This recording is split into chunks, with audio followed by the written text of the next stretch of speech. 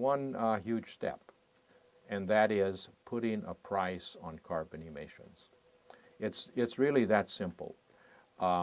If we put a gradually increasing price on carbon emissions by putting a tax at the source, at the mine or at the port of entry where the fossil fuel is imported to our country, then as that price rises, then energy efficiency, renewable energies, nuclear power, the other forms of carbon-free energy can compete more effectively against the fossil fuels.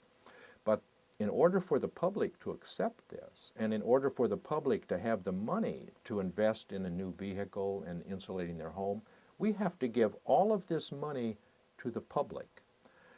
If we put a price on carbon equivalent to $1 a gallon of gasoline, that would generate $670 billion in 1 year in the United States. If you return this to the public, to legal residents of the United States, that would be $3,000 per adult legal resident. And if you give half a share to children, up to 2 per family, that's $9,000 per family with 2 or more children.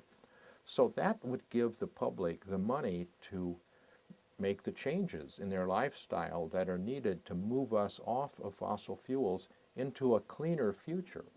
Because right now the fossil fuels are the main source of air pollution, which is killing in the United States about 40 to 50,000 people per year. Worldwide, a much larger number than that because the pollution is much worse in China and India than it is in the United States. So we have many reasons to want to move beyond the fossil fuel era. It could happen very easily if our governments would move in that direction. And by the way, this has happened. It is happening now in British Columbia, Canada. They have imposed a carbon tax with the money returned to the public. They do it via a decrease in payroll taxes. I would rather see a dividend because half the people are not on a payroll. Either they're retired or they're out of work.